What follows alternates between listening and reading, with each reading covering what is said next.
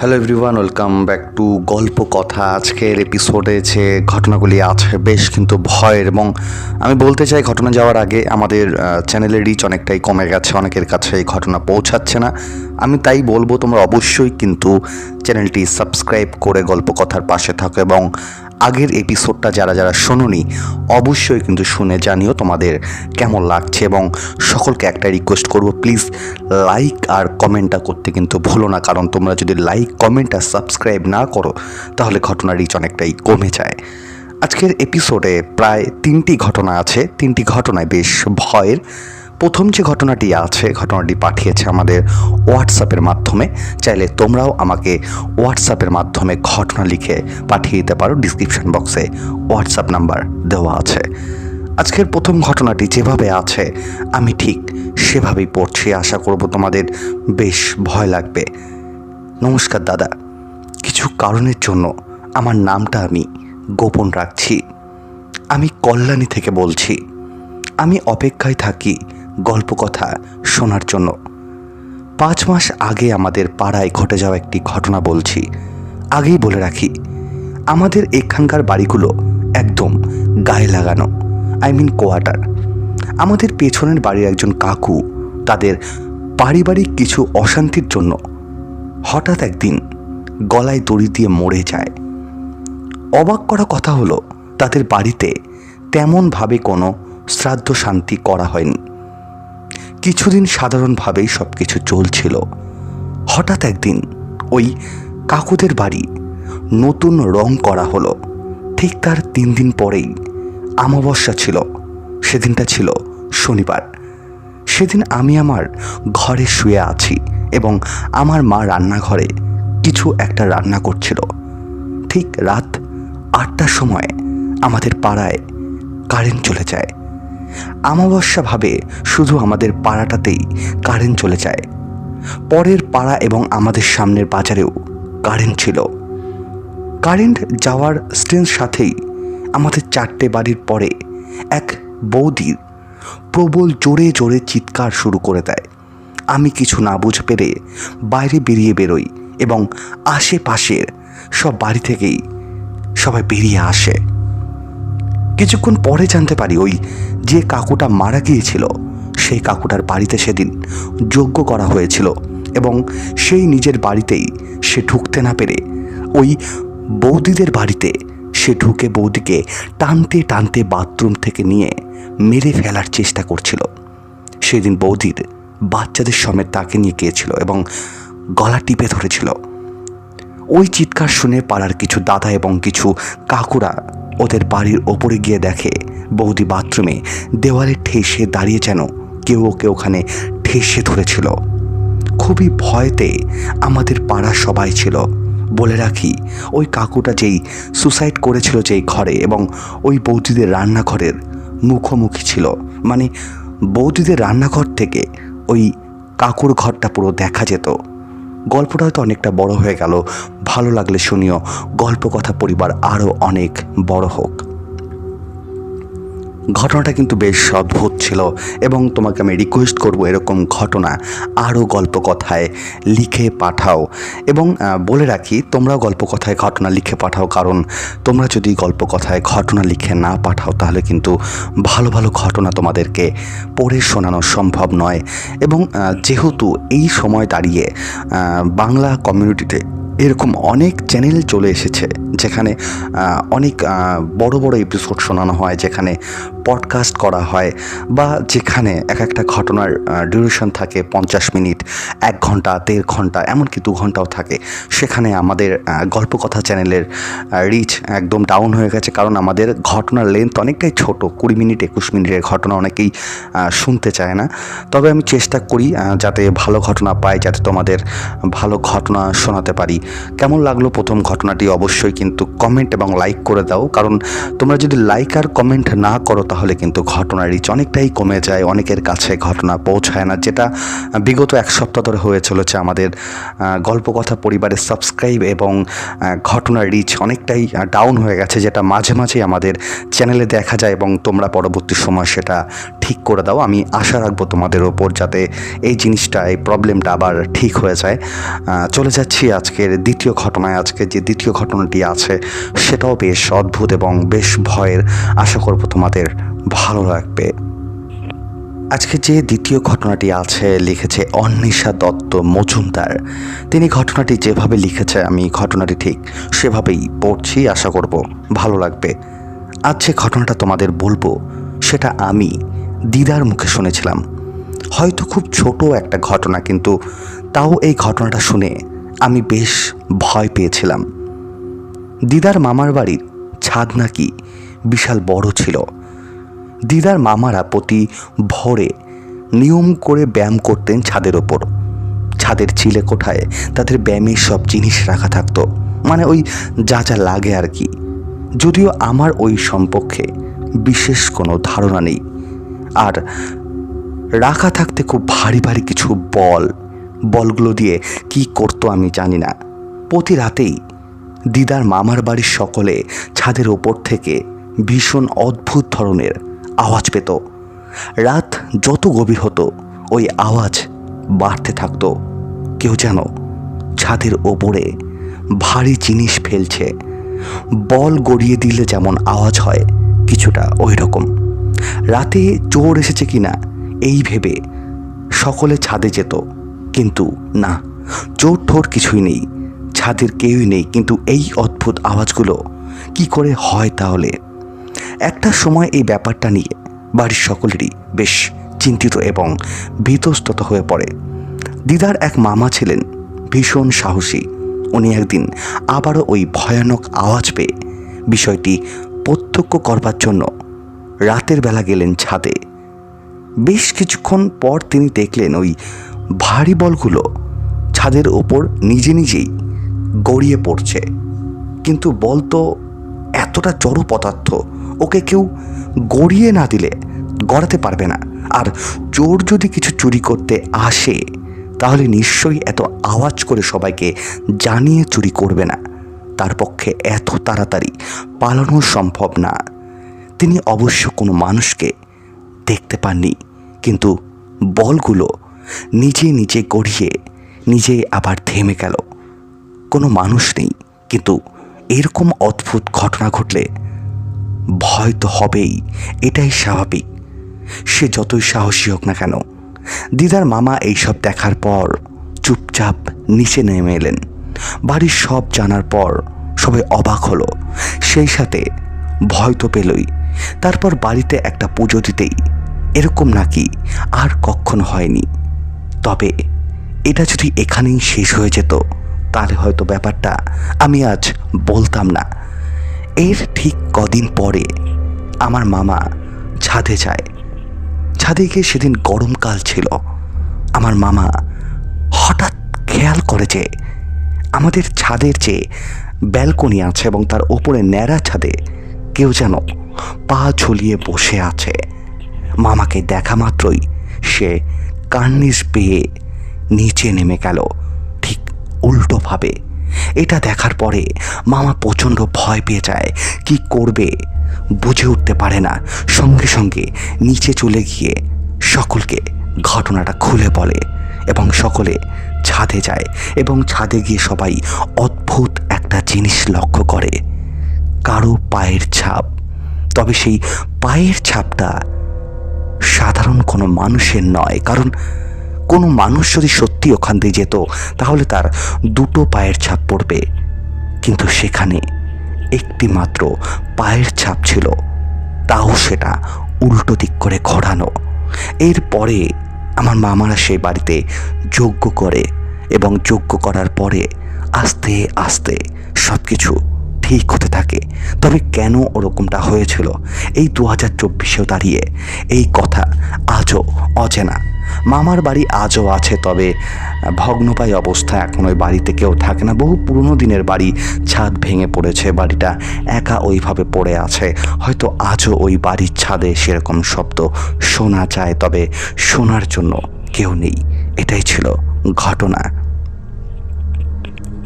প্রথম ঘটনাটা এবং দ্বিতীয় ঘটনা, এই দুটি ঘটনাই কিন্তু বেশ অন্যরকম ছিল এবং বেশ অদ্ভুত ছিল। তোমাদের কেমন লাগলো অবশ্যই কিন্তু লাইক এবং কমেন্ট করে জানিয়ে দাও, কারণ তোমরা যদি লাইক আর কমেন্ট না করো তাহলে কিন্তু ঘটনার রিচ অনেকটাই কমে যায়। এবং আমি সবসময় গল্প কথা পরিবারের সকলকে আমি রিকোয়েস্ট করি, তোমাদের যদি ঘটনা ভালো না লাগে সেটাও অবশ্যই কমেন্ট করে জানাবে, এবং যদি ভালো লাগে সেটাও কিন্তু কমেন্ট করে জানাতে ভুলো না। এবং আমি এই কথাটা সবসময় বলি, গল্প কথা কিন্তু কোনো রকম কুসংস্কারকে প্রমোট করে না। আমরা ঘটনাগুলি শুধুমাত্র এন্টারটেনমেন্ট হিসেবে বলি। আশা করব গল্প কথা পরিবারের সদস্যরাও ঘটনাগুলিকে শুধুমাত্র এন্টারটেনমেন্ট হিসেবেই গ্রহণ করবে।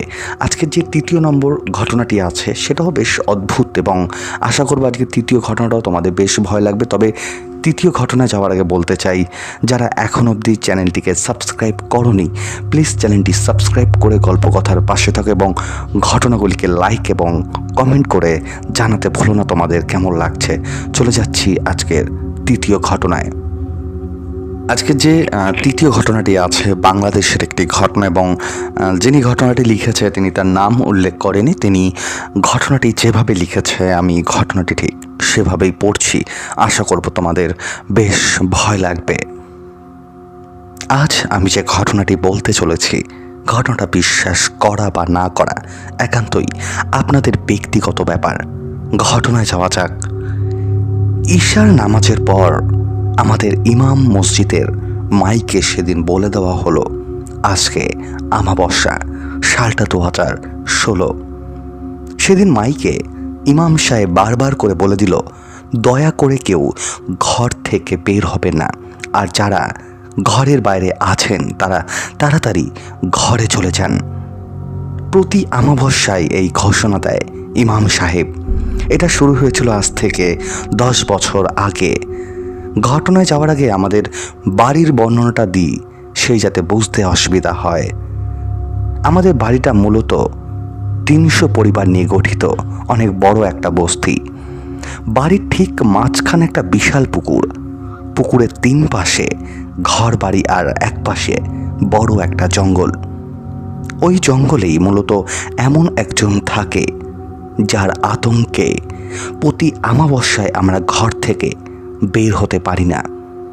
অনেকবার সবাই চেষ্টা করেছে ওই জঙ্গল কেটে ফেলার জন্য, কিন্তু যে এটা করতে গিয়েছে সেই অদ্ভুতভাবে মারা গিয়েছে।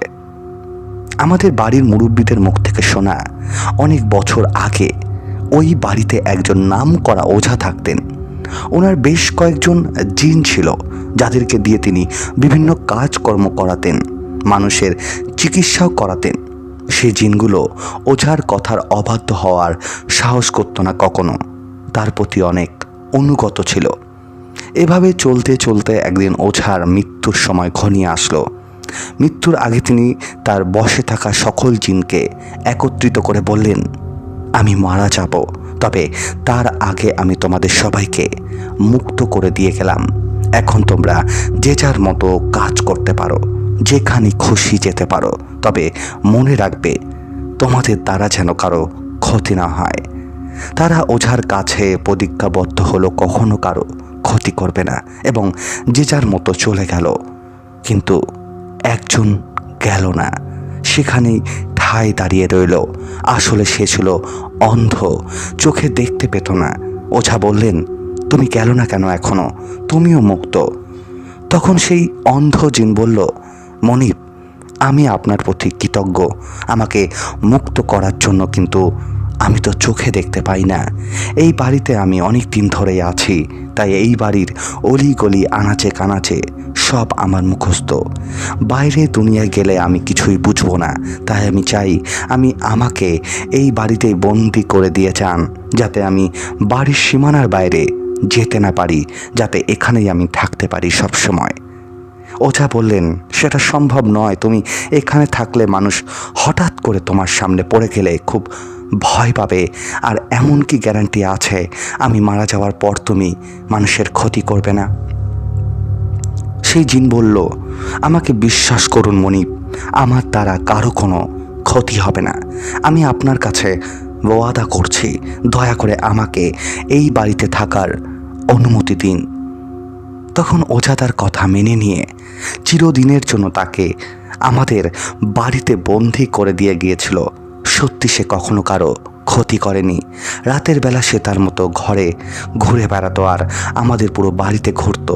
তার বাসা বানিয়ে নিয়েছিল পুকুর পাড়ে সেই জঙ্গলটাকে।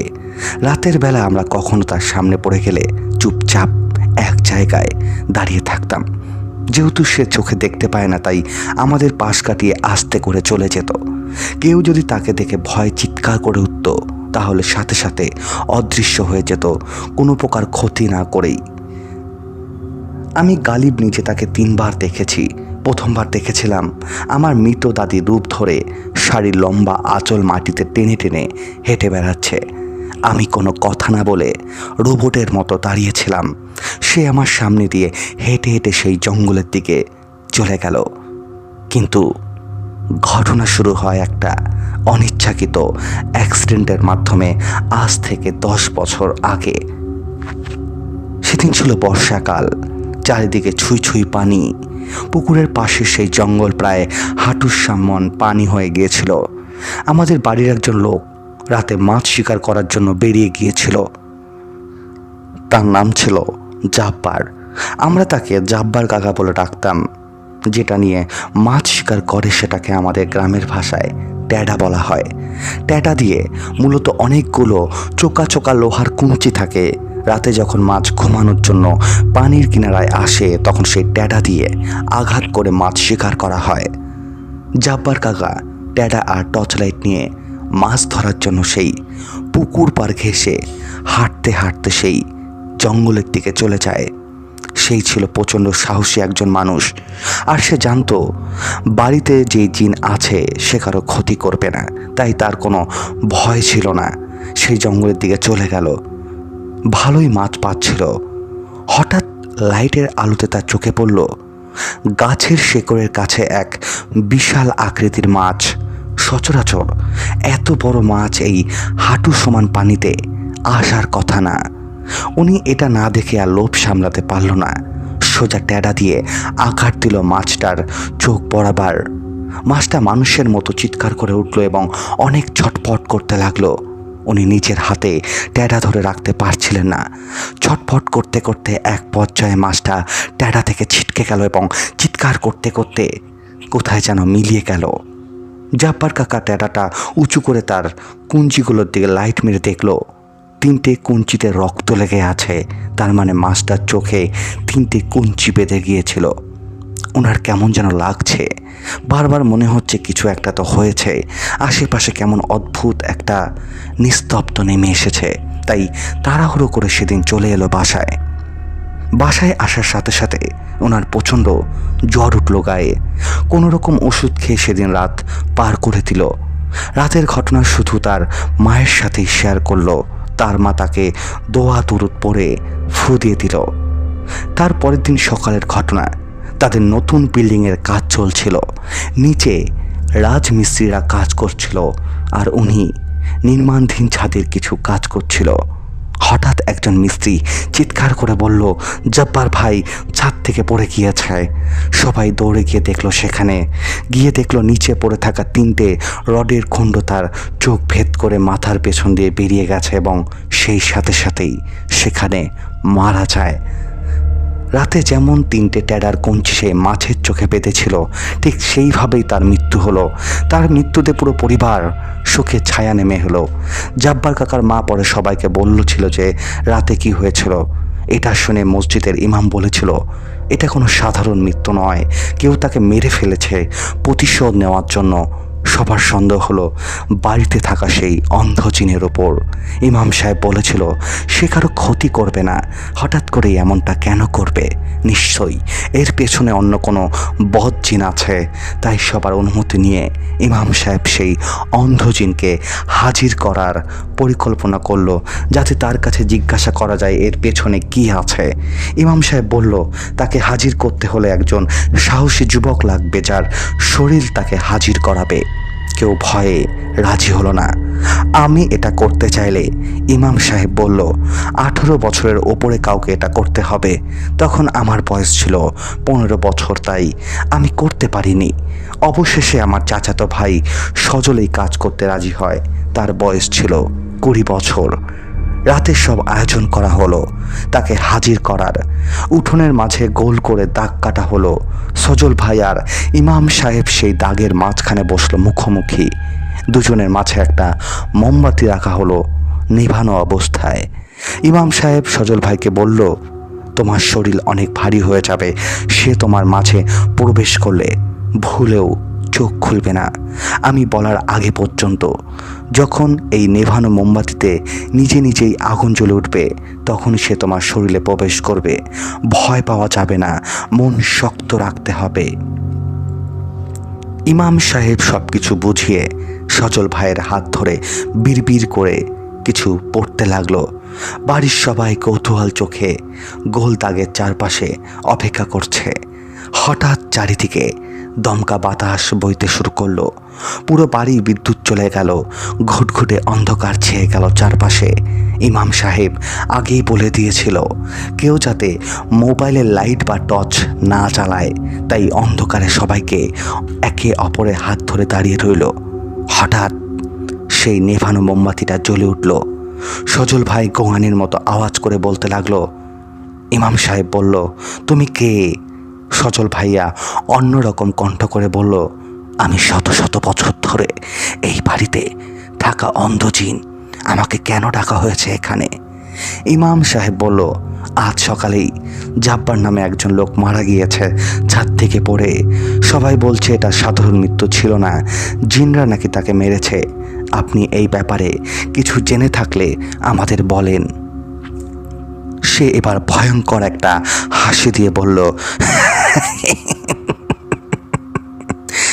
আমি তাকে মেরেছি। আমরা সবাই খুব ভয় পেয়ে গেলাম তার ভারী কণ্ঠের হাসি শুনে। তার কণ্ঠ এতটাই প্রতিশোধের আকাঙ্ক্ষা, তার রাগ যেন সব কিছুই পুড়িয়ে ফেলবে। ইমাম সাহেব বলল, কেন আপনি এমনটা করলেন? আপনি শত শত বছর ধরে এই বাড়িতে থাকেন, আপনি এতদিন তো কারো ক্ষতি করেননি, তাহলে হঠাৎ করে আপনার এত রাগের কারণ কি? কেন আপনি আপনার মনিবকে দেওয়া দিন ভঙ্গ করলেন? জিন এবার হাসি থামিয়ে খুব অসহায় স্বরে বলল, এই বাড়ির প্রতিটা মানুষকে আমি আপন করে নিয়েছিলাম হুজুর। আমার একটা পরিবার আছে, আমি এখানে একা থাকি না। আমার স্ত্রী আর ছোট একটা বাচ্চা ছেলে আছে। আমি তো অন্ধ, কিন্তু আমার ছেলের চোখ দিয়ে আমি পুরো পৃথিবী দেখতে পেতাম। জানেন হুজুর, আমার ছেলেটা অনেক চঞ্চল প্রকৃতির। সেও আমার মতোই বাড়ির প্রতিটা মানুষকে আপন করে নিয়েছিল। সে আপনাদের ছেলে মেয়ের সাথে খেলা করত মানুষের রূপ ধরে, কিন্তু কেউ কখনো বুঝতে পারেনি। প্রতিদিন বিকেলে তার সাথে তালিব নামের একটা অচেনা ছেলে খেলাধুলো করে। সেই আমার ছেলে তালিব। গতকাল রাতে খাওয়া দাওয়া শেষে আমার ছেলেটা একটু একা একাই খেলতে খেলতে ক্লান্ত হয়ে গাছের শেকড়ের কাছে নিঃশ্বাস নিচ্ছিল মাছের রূপ ধারণ করে। তখন আপনাদের বাড়ির জাব্বার নামের লোকটা এসে লোভের বশে আমার ছেলের চোখে ট্যাটা দিয়ে সজোরে আঘাত করে। আমার ছেলে চিৎকারে আকাশ পাতাল কেঁপে উঠেছিল কাল। আমি কখনো ভাবিনি আমার ছেলেটাও আমার মতো অন্ধ হয়ে যাবে। আমি নিজেকে অনেক বোঝানোর চেষ্টা করেছি যে এটা সে ভুলবশত করে ফেলেছে, কিন্তু যখনই আমার ছেলের আর্তনাদ আমার কানে ভেসে আছে, আব্বা আমি মরে যাচ্ছি, আমার খুব যন্ত্রণা হচ্ছে, আমার চোখ জ্বলে যাচ্ছে আব্বা, আমি কিছু করতে পারছি না, আমি কিছু দেখতে পাচ্ছি না, তখন আমার ক্রোধ চরম সীমায় পৌঁছে যায়। আমি আর সহ্য করতে পারছিলাম না নিজের আদরের ছেলের এই আর্তনাদ। আমার বুকে প্রতিশোধের আগুন জ্বলে ওঠে। আমি প্রতিজ্ঞা করে নিলাম জব্বারকে আমি ঠিক এভাবেই মারব। তারপর দিন আমি আমার প্রতিজ্ঞা পূর্ণ করি, তাকে মারি।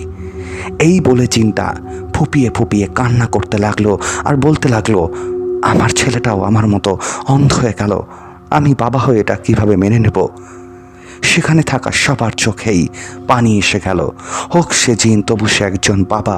তার সন্তানের এই অবস্থাটাকে প্রতিশোধ পাওয়ার করে তুলেছে। ইমাম সাহেব বলল, আমি বুঝতে পেরেছি আপনি এটা কেন করেছেন। জব্বার এটারই যোগ্য ছিল, তার মাথা খাটানো দরকার ছিল। এই অল্প পানিতে এত বড় মাছ থাকতে পারে না। সে মাথা না খাটিয়ে লোভের বশে যা করেছে, সে তার শাস্তি পেয়েছে। এবার আপনি শাস্তি হোক। আমার প্রতিশোধ পূর্ণ হয়েছে, এবার তো আমরা নিশ্চিন্তে থাকতে পারি, তাই না?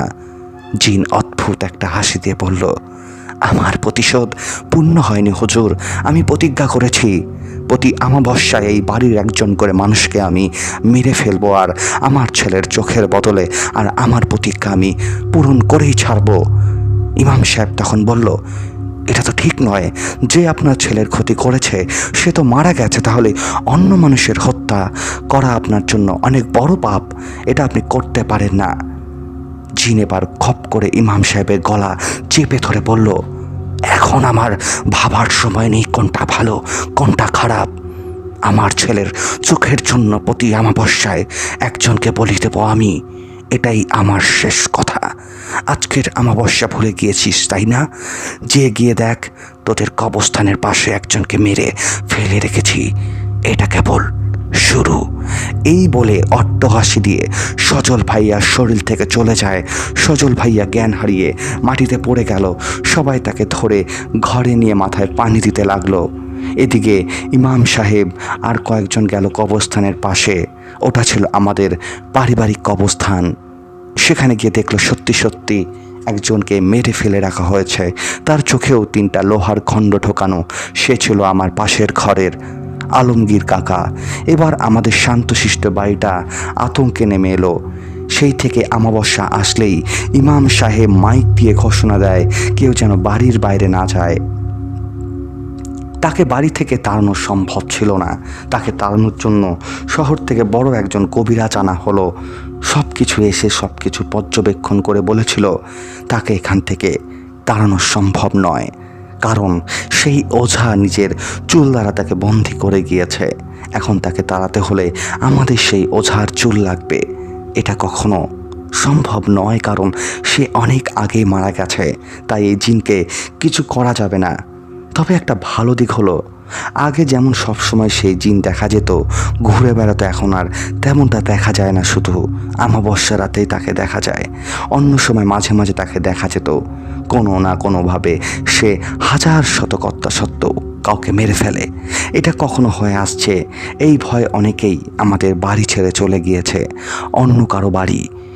এমনই এক অমাবস্যায় আমি আর আমার ছোট ভাই রিফাত বাজারে গিয়েছিলাম একটা কাজে। আমাদের মনে ছিল না আজ অমাবস্যা, তাই ফিরতে রাত 9টা বেজে যায়। আমি আর রিফাত বাড়িতে প্রবেশ করে কথা বলছি হাঁটতে হাঁটতে। রাস্তা থেকে আমাদের ঘর ছিল 5 মিনিটের দূরত্ব। হঠাৎ মনে হলো আমাদের পেছনে কারো উপস্থিতি আছে। আমি বলতে যাব যে রিফাত পেছনে তাকাস না, সোজা হাঁটাতে তার আগেই বোকাটা পেছনে তাকিয়ে ফেলল এবং পাথরের মতো দাঁড়িয়ে গেল। আমি কিছু না বুঝেই পেছনে তাকিয়ে ফেললাম। দেখলাম একটা কালো ছায়া মূর্তি দাঁড়িয়ে আছে। তার চোখ ভয়ানক রকমের লাল ছিল। আমি এটা দেখে রিফাতকে এক টান দিয়ে ওর হাত ধরে দৌড় দিলাম আর বললাম, পেছনে তাকাস না। রিফাতের হাত ধরে আমি টানতে টানতে হন্তদন্ত হয়ে হাঁপাতে হাঁপাতে ঘরের দরজায় এসে পড়ে গেলাম। কিছু পড়ার আওয়াজ পেয়ে বাবা মা ঘর থেকে হ্যারিকেন নিয়ে বের হলো। দেখলো আমি পড়ে আছি ঘরের দরজায়। বাবা আমাকে উঠে বলল, গালিব, রিফাত কোথায়? আমি বলতে যাব এই রিফাত, এই দেখলাম আমি রিফাতের হাত ধরে টেনে আনার বদলে আমার হাতে একটা গাছের ডাল। রিফাত সেখানে ছিল না। ততক্ষণে বাড়ির মানুষ জড়ো হয়ে গেছে। আমি সবাইকে বললাম কি কি হয়েছে। সবাই খুব বকাঝকা করলো আজকে অমাবস্যা থাকা সত্ত্বেও কেন আমি রাত করে বাড়িতে আসলাম। সবাই মিলে টর্চ লাইট আর হ্যারিকেন নিয়ে বেরিয়ে পড়লাম রিফাতকে খোঁজার জন্য। অনেক খোঁজার পর রিফাতকে অচেতন অবস্থায় পাওয়া গেল রাস্তার পাশে একটা বড় তুলা গাছের নিচে। সেদিন কেউ কারোতে কিছু হয়নি এবং রিফাত সেদিনকে মরেনি। সবাই ভেবেছিল আজকে রাতে হয়তো কেউ মারা যাবে না, কিন্তু পরের দিন সকালবেলা কবরস্থানের কাছে আমাদের বাড়ির একজন বৃদ্ধ লোকের লাশ পাওয়া যায়। ঠিক তেমনভাবে লোহার কুঞ্চি চোখে ঢুকিয়ে সেই ঘটনার পর রিফাত 6 মাস পর্যন্ত কথা বলতে পারেনি। এতটা ভয় পেয়েছিল। 6 মাস পর যখন কথা বলতে পারলো তখন ওর মুখ থেকে শোনা গেছিল সেদিন কেউ ওর মুখ চেপে ধরে নিয়ে গেছিল, আর কিছু মনে নেই। এরপরে কি হবে কেউ কিছু বুঝতে পারছিল না। হঠাৎ আমাদের গ্রামের একজন ইমাম সাহেব তিনি ঠিক করলো আমাদের সেই ওঝাকে যেখানে কবর দেওয়া হয়েছিল সেই কবর ঘুরে সেই ওঝার যদি চুল পাওয়া যায় তাহলে খুব ভালো হয়। সবাই গিয়ে সেই কবর খোঁড়ার বন্দোবস্ত করে এবং কবর খুঁড়তে গিয়ে অনেকে অনেক কিছুই দেখতে পায় এবং অনেকের চোখেই ধুলো দিয়ে সে জিন অনেকের ক্ষতি করার চেষ্টা করে। কিন্তু ইমাম সাহেব বলে দিয়েছিল সকলকে কেউ যেন কোনো রকম ভুল পথে না যায়, সবাই যেন ইমাম সাহেবের পেছন পেছনই থাকে। এবং তারপর সেই কবর খোঁড়া হয় এবং সত্যি বলতে জানি না কেন এটা আল্লাহর দান ছিল, হয়তো ভাগ্যবশত কবরের ভেতরে এত বছর পরেও সেই ওঝার চুল পাওয়া গেছিল। হয়তো সে ওঝাও জানতো এমন কিছু হতে পারে, হয়তো সে মন্ত্র পড়ে সে চুলটা তার সাথে রেখেছিল। তারপরে সেই চুল পুড়িয়ে ফেলা হয় এবং পুড়িয়ে ফেলার পরে সেই জিনকে আর কখনো সেই গ্রামের আশেপাশে দেখা যায়নি। তবে এটা সত্যি এখনও সেই তালিব নামের বাচ্চাটাকে নাকি মাঝে মাঝে দেখা যায়। এটাই ছিল ঘটনা। আজকের 3টি ঘটনায় বেশ অদ্ভুত ছিল। তোমাদের কেমন লাগলো অবশ্যই কিন্তু কমেন্ট করে জানিয়ে দাও। এবং আমি সবসময় চেষ্টা করছি তোমাদের যাতে বড় বড় ঘটনা দিতে পারি, সবসময় আমি এটাই চেষ্টা করছি। কেমন লাগলো আজকের প্রথম ঘটনাটি অবশ্যই কিন্তু কমেন্ট করে জানিয়ে দাও এবং লাইক করতে ভুলো না, কারণ তোমরা যদি লাইক আর কমেন্ট না করো তাহলে ঘটনার রিচ কিন্তু অনেকটাই কমে যায়। এবং আমি রিকোয়েস্ট করবো সবসময় তোমরা লাইক আর কমেন্ট করো। এবং যেহেতু আমাদের চ্যানেলের রিচ অনেকটাই কমে গেছে তাই এই রিকোয়েস্টটা কিন্তু তোমাদের আমি করছি যাতে তোমরা লাইক আর কমেন্টটা করো। এবং যারা এখন অবধি গল্প কথাকে সাবস্ক্রাইব করোনি অবশ্যই কিন্তু চ্যানেলটি সাবস্ক্রাইব করে গল্প কথার পাশে থাকো। অনেক ধন্যবাদ আজকে 3টি ঘটনা শোনার জন্য। কোন এপিসোডটা বেশি ভালো লাগলো, আজকের এপিসোডের কোন ঘটনাটা বেশি ভালো লাগলো সেটা কিন্তু অবশ্যই কমেন্ট করে জানাতে ভুলো না। অনেক ধন্যবাদ আজকে 3টি ঘটনা শোনার জন্য। দেখা হচ্ছে সামনের দিন ঠিক রাত 10টায়।